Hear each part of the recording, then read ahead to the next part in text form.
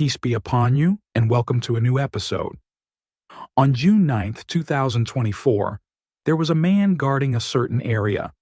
While he was conducting a routine patrol to check on the situation and see if anything suspicious was happening, he noticed something strange at a distance from the area he was guarding. It was a group of dogs gathered around something near a water canal. The guard decided to move closer to investigate what the dogs were surrounding. When he reached the spot and managed to scatter the dogs away, he saw that they had been standing in front of a lifeless body. The sight was deeply unsettling for the guard, and he knew he had to inform the police immediately. When the police arrived and began examining the body, they discovered that the person had no form of identification. They couldn't determine who he was or how he ended up in that condition. Get ready to hear a story that is completely different from any we've discussed before. In all the cases we've covered on this channel, whether from India or other countries, people usually take to the streets, protesting and demanding justice, urging the police to do their job. But in today's story, the opposite happened. Public opinion was trying to defend the criminal, showing complete disregard for the victim's rights. Before we start our story, don't forget to like and share this episode so it can reach as many people as possible. Subscribe to our WhatsApp channel to stay updated. The link is in the description box. Without further delay, let's dive deep into our story.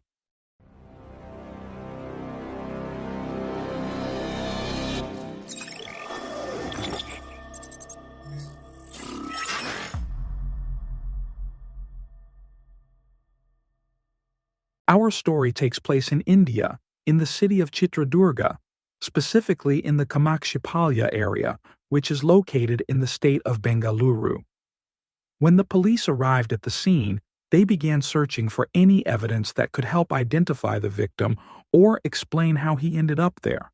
Unfortunately, they couldn't find anything, so they had to transfer the body to forensic experts immediately to conduct an autopsy and determine the cause of death. Before issuing their report, the forensic team shared some information with the police that could help identify the victim.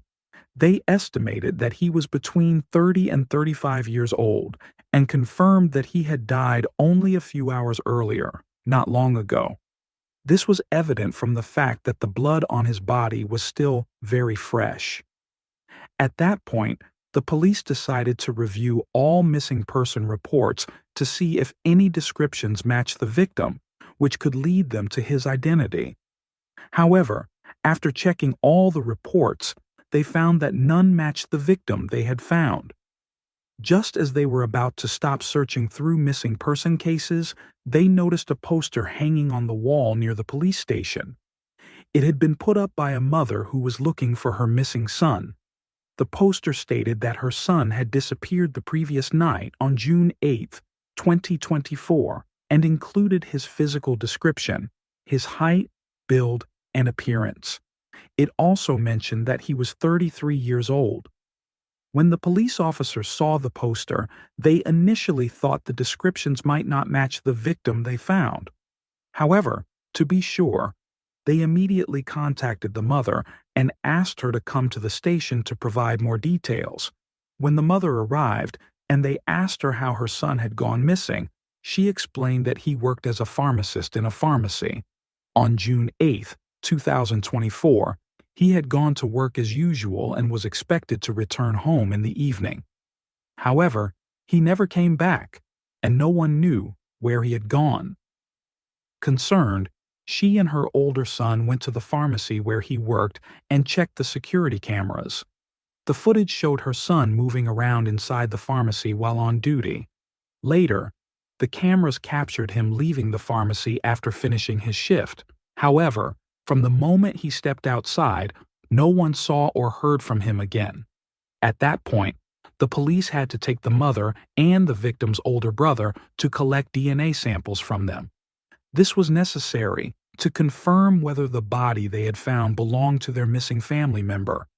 After taking the samples and analyzing them, the results matched, confirming that the unidentified body under forensic examination was indeed the woman's son. Upon hearing the devastating news, the mother collapsed in grief. However, the police had to sit with her to gather information about her son's life and relationships to identify the perpetrator and make an arrest. The mother told them that her son's name was Renukaswamy. He was 33 years old, and he had recently married a woman named Sahana. Their marriage had taken place less than a year before the incident. When asked about the relationship between Renuka and his wife Sahana, the mother stated that their relationship was excellent and that they had no problems or conflicts whatsoever. She even mentioned that while her son was missing, his wife stayed with her at home and was actively searching for him everywhere. Meanwhile, the police continued analyzing the evidence they had collected from the crime scene. They soon realized that the location where the body was found was not the actual crime scene. This meant that Renukaswamy had likely been killed elsewhere and later dumped at that spot. There were two main possibilities. He was murdered in a completely different location before his body was disposed of. Since he was found near a water canal, it was possible that his body had been thrown into the canal far from where he was discovered, and the dogs had dragged him onto the riverbank. During this time, the forensic report was released, and it was absolutely horrific. The report revealed that Renukaswamy had been brutally beaten, suffering multiple fractures across his body. He had severe facial injuries, including fractured cheekbones and a completely broken jaw. Even more disturbingly, the report stated that his tongue had been cut off and was missing.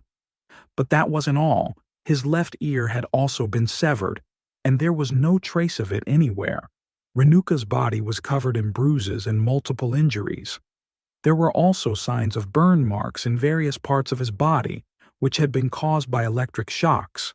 One specific detail in the forensic report left me hesitant to even mention it, but I will try to convey the information as appropriately as possible.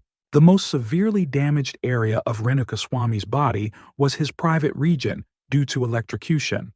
To keep it brief and avoid disturbing details, all I can say is that nothing in that area remained intact. In the final conclusion of the forensic report, it was determined that the cause of death was internal bleeding throughout Renukaswamy's body, in addition to multiple skull fractures and brain hemorrhaging. With such extreme injuries, it was clear that someone harbored deep hatred, resentment, or a strong personal vendetta against him. However, when the police investigated Renukaswamy's records to see if he had any past conflicts, enemies, or even a criminal history, they were shocked to find that he was completely clean. He had no disputes, no known enemies, and no criminal record.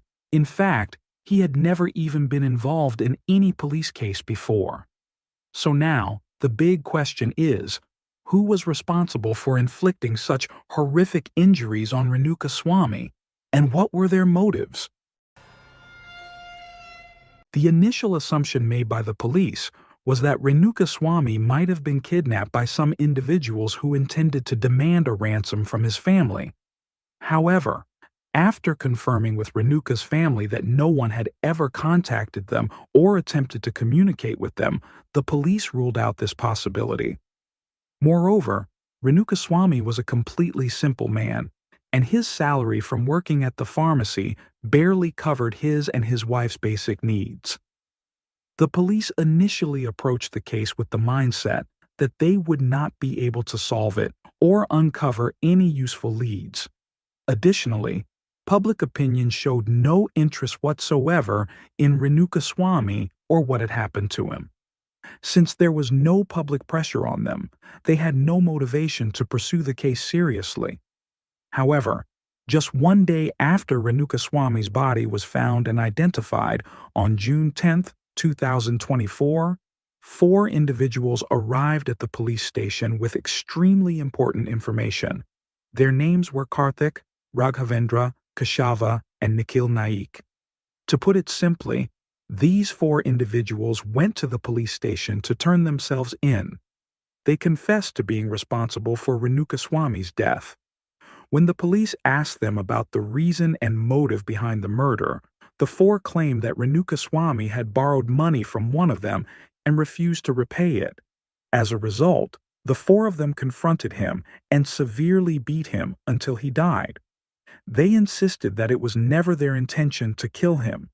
When asked why they had decided to turn themselves in, they stated that their guilt had been tormenting them continuously, making them feel restless. They believed that the best solution was to surrender to the police and confess everything that had happened. At this point, the police noted that the perpetrators had come forward voluntarily, sparing them the effort of searching for or arresting them. There was no need for an investigation or for the police to work hard on solving the case. However, the city's chief inspector found the whole situation suspicious. He questioned how four people could commit a murder and then willingly turn themselves in so soon after covering up the crime. Moreover, according to Renukaswamy's family, he had no known connection to these four individuals and had never borrowed money from anyone. Additionally, the fact that they had surrendered just one day after the crime, despite having successfully disposed of all evidence, raised further doubts. For these reasons, the chief inspector decided to conduct a more in-depth investigation. He placed each of the four suspects in separate rooms and asked them individually to recount the details of the crime and how they had killed Renukaswamy. His suspicions turned out to be correct.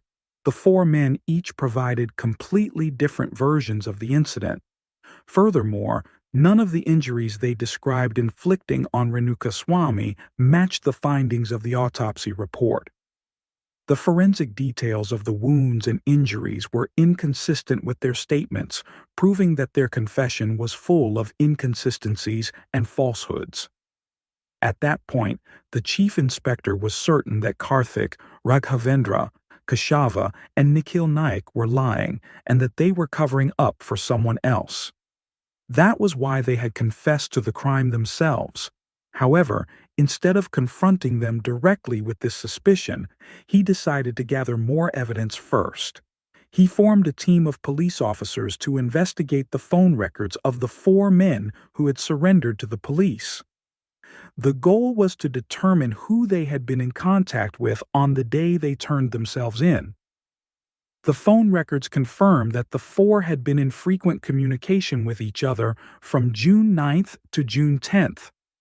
However, there were also multiple calls made by all four of them to a mysterious, unidentified number.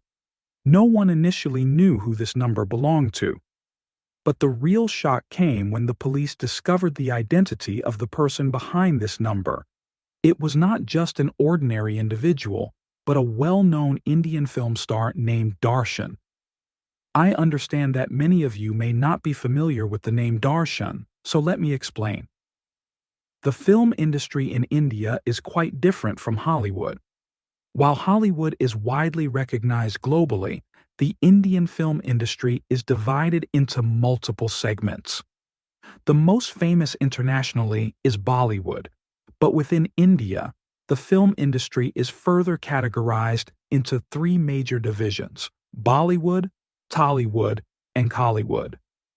Darshan was a part of Kollywood, and he wasn't just an ordinary actor. He was one of the most famous and widely popular stars in the industry. But now, the big question was, what connection did a hugely popular film star like Darshan have with the four men who had just turned themselves in for the murder of Renukaswamy? The police initially doubted whether they had made a mistake in identifying the number. They wanted to be absolutely sure that their investigation hadn't led them to the wrong person. To verify, they decided to track the locations of the four men before they had surrendered to the police station. What they found was even more suspicious. Just before turning themselves in, the four individuals were at the exact same location as the phone number that belonged to Darshan. Now that the police had a puzzling yet undeniable piece of evidence, they decided to return to the four men and question them again. But this time, confronting them directly about their connection to Darshan. At first, the four suspects attempted to deny any connection. However, under intense police pressure, one of them completely broke down and began making shocking confessions, revelations that no one had expected. But before we get into the confessions of these four individuals who had voluntarily surrendered, let's take a closer look at Darshan, his background, his relationships, and his history, because his record was filled with troubling incidents. He was notorious for being an extremely abusive and violent individual. Darshan Thugudeepa got married in 2003 to a woman named Vijayalakshmi, and together they had a son. Initially, Darshan and Vijayalakshmi had a great relationship, and their life was going smoothly. However, after a few years, he began displaying bizarre and troubling behavior. He would physically assault his wife, sometimes without any reason. This repeated violence escalated to the point where he inflicted severe and serious injuries on her multiple times. In 2011, Vijayalakshmi filed a police complaint against her husband Darshan, accusing him of brutal domestic violence and stating that there was a possibility he could end her life. The complaint turned into a legal case, but it was eventually settled between them. As a result, the punishment was not severe. Darshan was sentenced to just 14 days under judicial supervision. However, this was not the only complaint or legal case against Darshan. In 2022, a film producer who was working with Darshan on a movie set rushed to the police station in a state of panic. He reported that Darshan had chased him, swearing that he would kill him. The producer filed an official complaint, which turned into a legal case, but later the matter was settled, and the producer withdrew the complaint. Another noteworthy report came in November 2023. This time, it was from his neighbor, who lived next to Darshan and Vijayalakshmi. The neighbor accused Darshan of setting his dogs on her after they had an argument over a parking space in their residential area.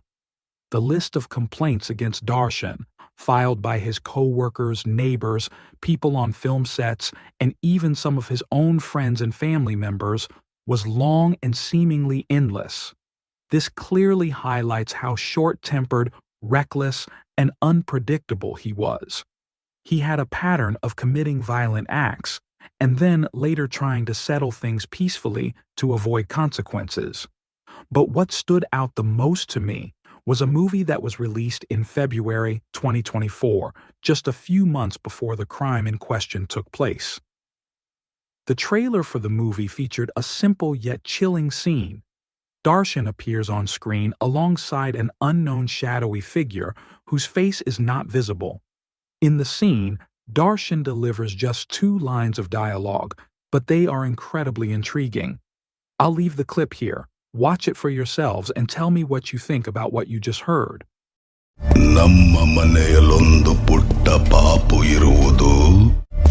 Photo ತೆಗೆಯಲದಕ್ಕೆ ಬಲು ಕೋಪ ಬರುವುದು.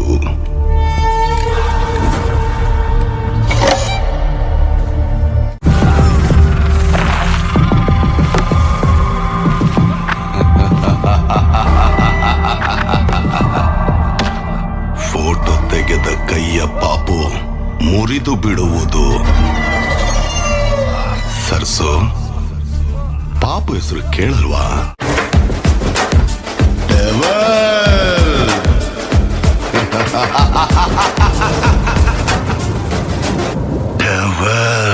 Pay close attention to the 2 sentences spoken in the trailer of Darshan's latest film. We'll need them later. But for now, let's go back to Darshan's relationship with his wife, Vijayalakshmi. As I mentioned earlier, the 2011 complaint against him was settled amicably between the two. However, things began to fall apart again due to the involvement of a third party in their relationship.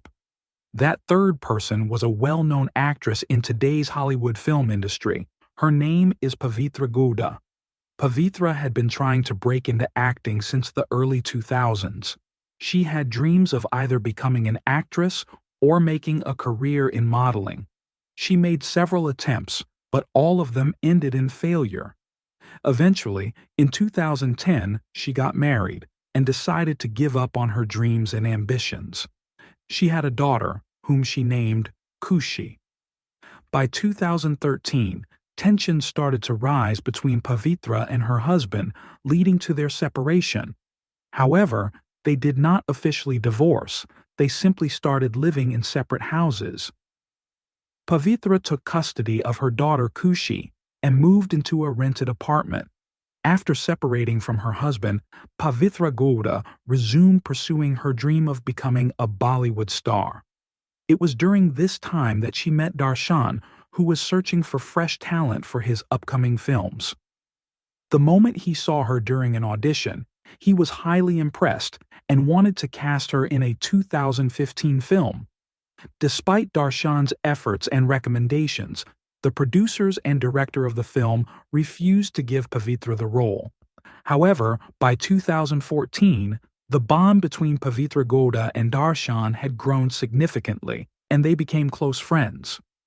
By 2016, Darshan finally managed to get Pavitra Gowda cast alongside him in some of his films, and from that point on, she was constantly seen by his side in every movie he starred in. As you might expect, when a new face appears alongside a famous star multiple times, both on set and off set, rumors begin to spread. Soon, speculation began circulating that Darshan and Pavitra Gowda were involved in a romantic relationship, a relationship that was happening behind the back of his wife, Vijayalakshmi. At first, Darshan and Pavitra Gowda completely ignored the rumors and speculation surrounding them. However, as tensions grew in Darshan's home with his wife, Vijayalakshmi, both he and Pavitra Gowda eventually came forward to deny all allegations. They publicly dismissed the rumors, stating that there was no truth to them. With repeated denials, Darshan and Pavitra Gowda insisted that their relationship was nothing more than friendship and professional camaraderie. Over time, as they maintained this stance, the public and media attention gradually died down.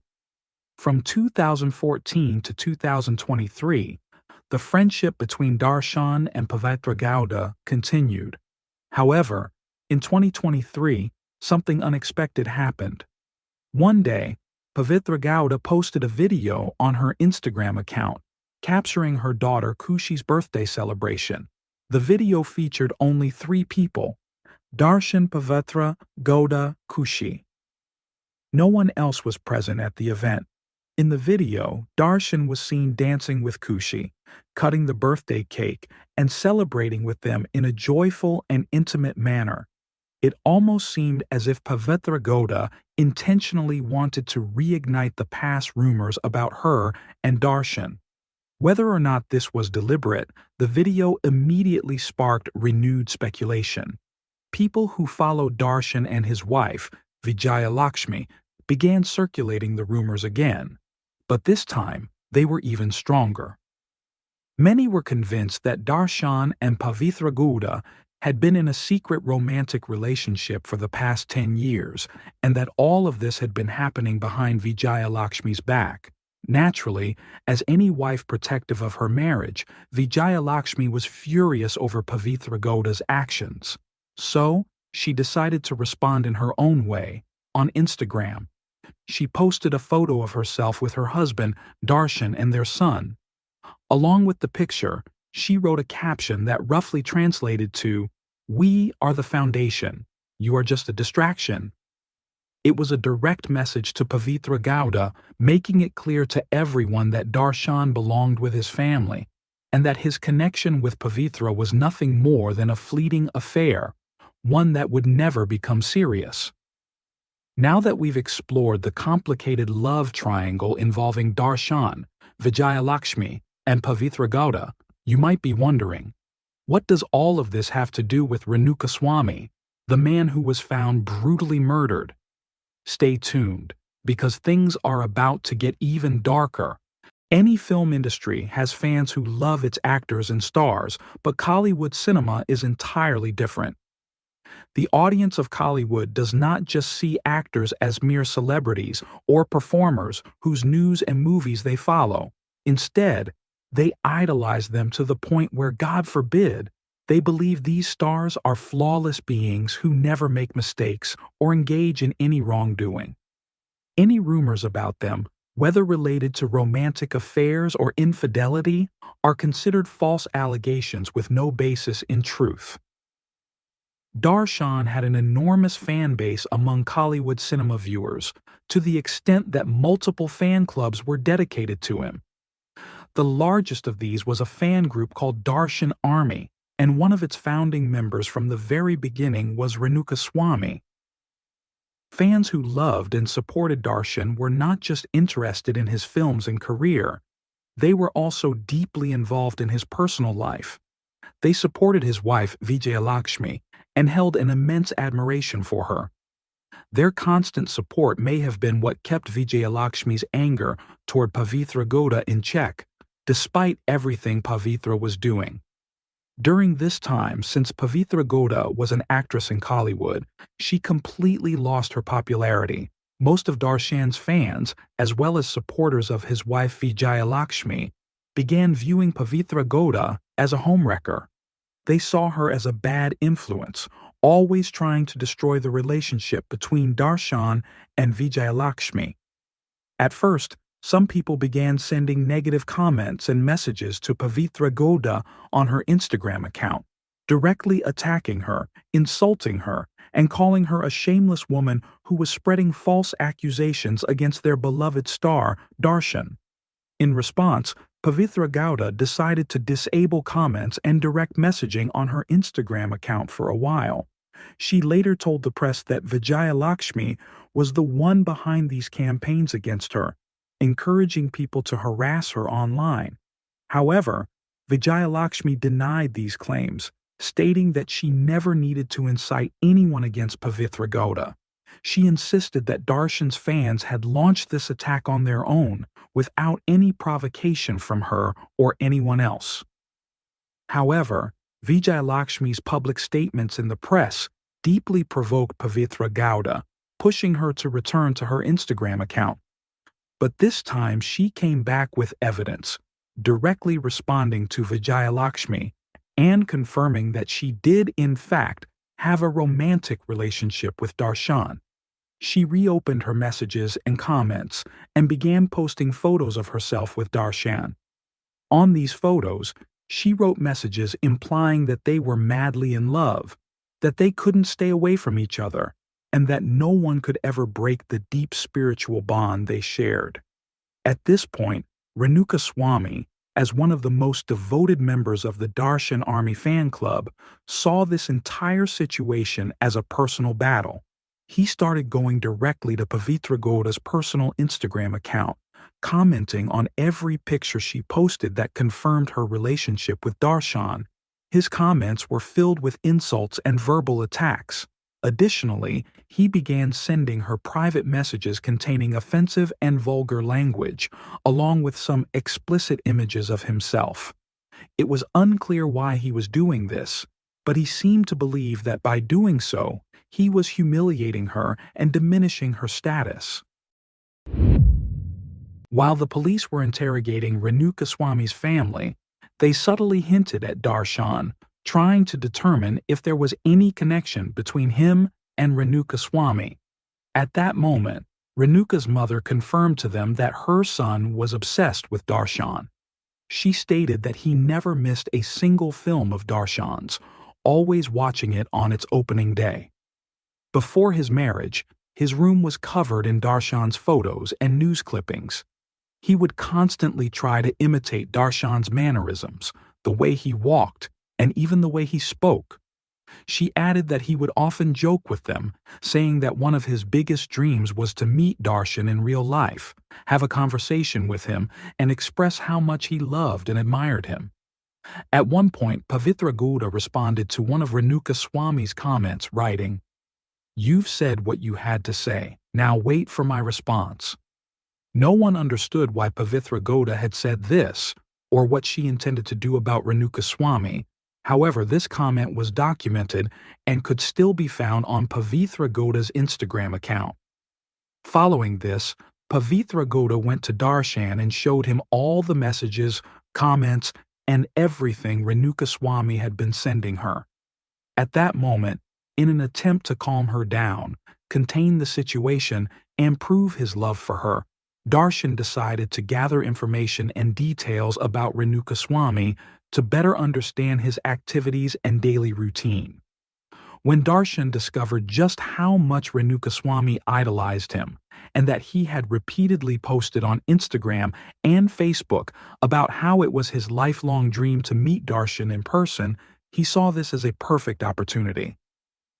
He first tracked Renukaswamy's routine, finding out when he arrived at work and when he left. Then, on June 8, 2024, Darshan instructed his personal bodyguards to wait for Renukaswamy outside the pharmacy where he worked. As soon as Renukaswamy stepped outside, they took him, telling him that Darshan had learned about his admiration and wanted to meet him personally. Overjoyed and unable to believe his luck, Renukaswamy followed them without hesitation, without informing anyone. When they arrived at Darshan's private farmhouse, they escorted him inside, made him sit down, and waited for Darshan to arrive. However, before anything else, they asked Renukaswamy to hand over his phone, telling him that it was necessary to turn it off because, according to them, no one should know the location of Darshan's private property to avoid any problems. Without any suspicion or concern, Renukaswamy handed them his phone, trusting them completely. As seen in the surveillance footage, Darshan arrived in his car sometime after his security guards had already brought Renukaswamy. Darshan's car, which you can see in red, pulled up at the location. The moment Renukaswamy saw Darshan standing in front of him, he eagerly tried to approach him, wanting to talk, shake his hand, and express his admiration. However, he was shocked when Darshan's personal guard suddenly began to brutally assault him. He had no idea what was happening. He was just being beaten mercilessly while Darshan stood there, watching everything unfold without making any attempt to stop them or help him. After this violent beating, which happened right before Darshan's eyes, he ordered his guards to take Renukaswamy in their vehicle and drive him to the area near the water drainage site. However, as the police later determined, he was not found exactly where they left him. His body was carried away by the water current, and later, stray dogs dragged it to the riverbank. Darshan's personal guards later testified that when they arrived near the drainage site, Darshan himself continued to assault Renukaswamy. It was nighttime, and the area was deserted. No witnesses were around. Darshan personally used an electric shock device to stun him and repeatedly struck him on the head with the metal buckle of his belt. He then cut off Renukaswamy's tongue and left ear and threw them far away, ensuring they couldn't be found. After all the violence, Darshan seemingly grew tired. His hands hurt from the relentless beating. He then returned to his guards and ordered them to finish Renukaswamy off. The reason for this was clear. Being a famous star, Darshan couldn't risk Renukaswamy surviving and reporting the brutal assault, which had already left him with permanent injuries. From Darshan's perspective, eliminating Renukaswamy was necessary not only to prevent him from going to the police, but also to prove his devotion to his beloved Pavitra Gowda. He wanted to show her how much she meant to him and that he wouldn't allow anyone to stand in their way.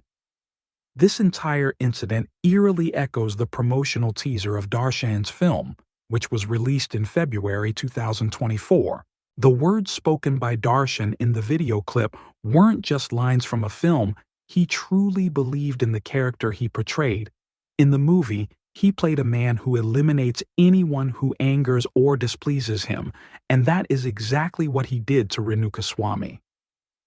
Darshan's personal guards revealed that before leaving the scene and ordering them to finish off Renukaswamy, He contacted a police officer. During the call, he asked how to dispose of a body after taking someone's life. The officer didn't ask who it was, where it happened, or how it happened. Instead, he simply advised Darshan to throw the body into the water channel. He explained that the current would move it from one location to another, making it difficult for the police to trace anything back to him.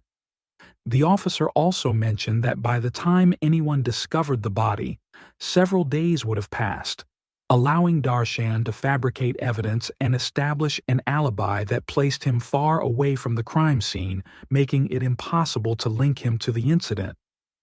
As expected, Renukaswamy's body was carried away by the water. However, what Darshan and his men hadn't anticipated was that a security guard spotted the body after a pack of stray dogs dragged it out of the water. The dogs were gathered around it, leading to an early police alert, before even 24 hours had passed. At this point, Darshan had no time to falsify evidence, distance himself from the crime scene, or create an alibi. Realizing the urgency of the situation, he consulted with his legal team, who advised him to recruit multiple individuals and bribe them into taking the fall for the crime. This way, the authorities wouldn't dig deeper and no one would suspect Darshan's involvement. This led to the appearance of 4 individuals who voluntarily turned themselves in at the police station, claiming responsibility for the murder of Renukaswamy. Darshan had found these individuals through one of his fan associations, groups of devoted followers who idolized him. He reached out to certain members and managed to secure 4 volunteers who were willing to surrender to the police and confess to the crime. In return, each of them received a sum of money, along with a promise from Darshan and his lawyers that they would be protected. They were assured that they wouldn't face any legal consequences, as Darshan and his team would use their influence and connections to manipulate the case and secure their release. The men were told that this act would be a service to their beloved star, Darshan, who would never forget their loyalty. He also promised them that he would include them in some of his films and pave their way to stardom and fame. Naturally, these individuals who turned themselves in at the police station were thrilled with the offer he made them. They were confident that he would be able to get them out of the situation since he was a powerful figure with influence and connections, and they were sure he would keep his promise.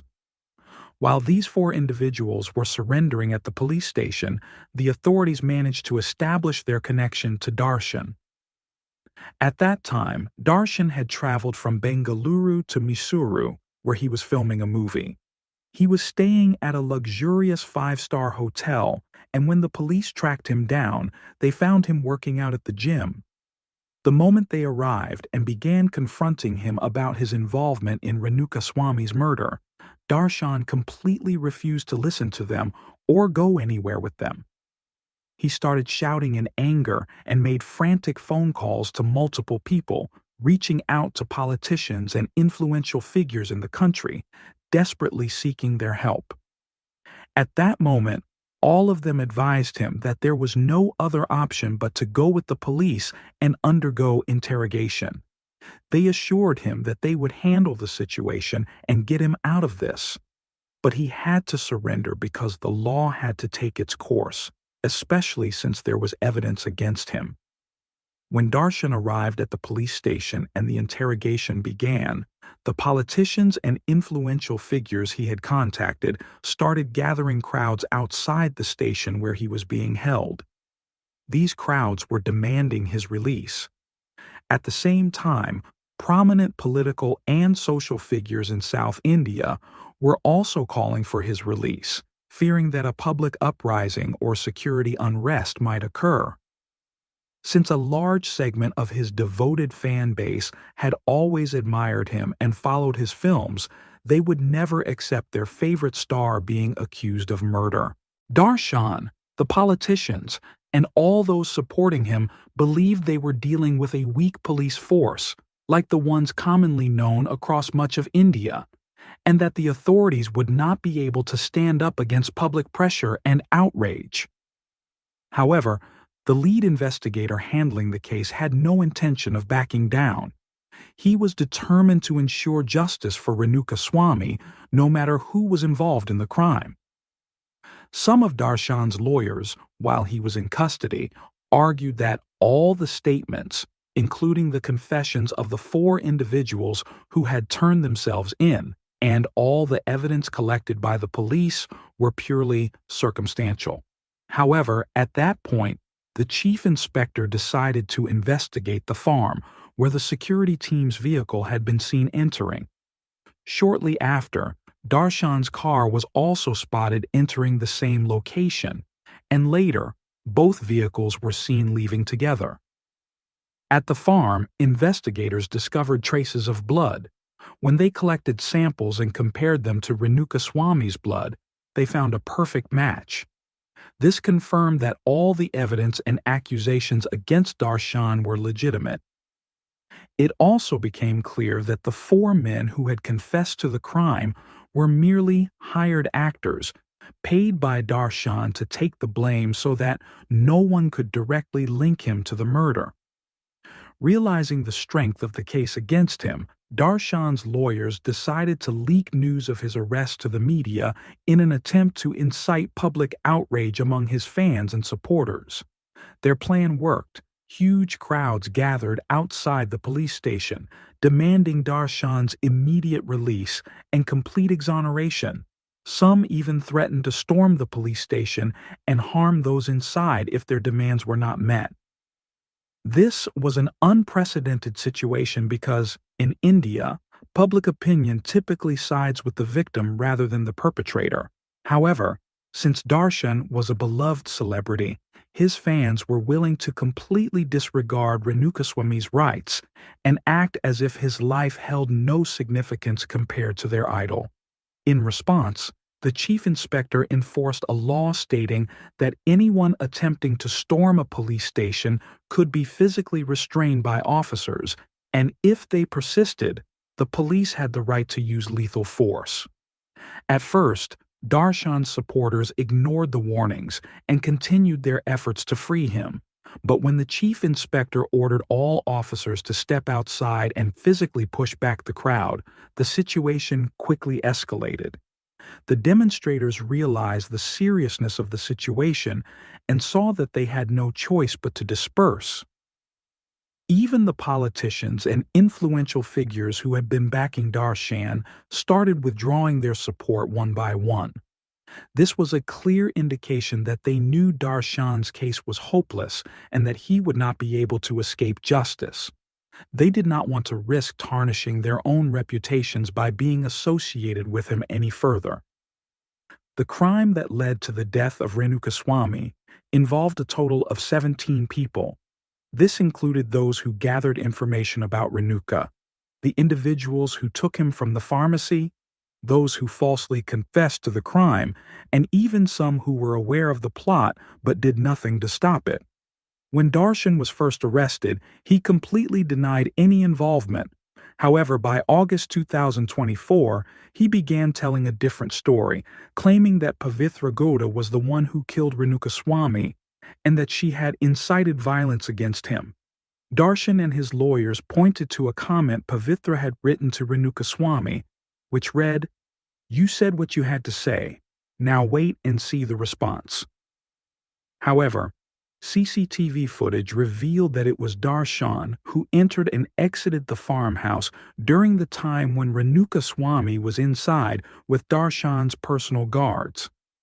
The bloodstains found inside the farmhouse further confirmed that Darshan was the one who ended Renuka Swamy's life.